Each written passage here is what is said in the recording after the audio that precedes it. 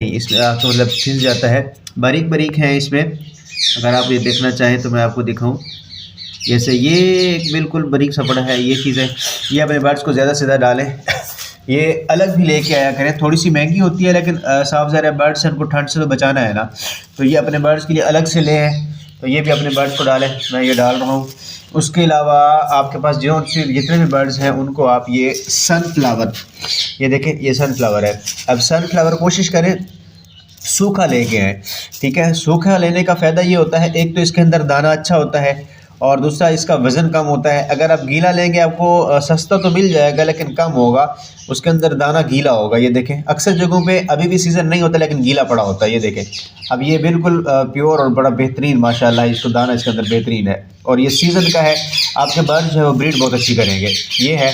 और उसके अलावा आपको मैं दिखाऊँ, ये बाजरा मोटे वाला बाजरा है, हल्का बहुत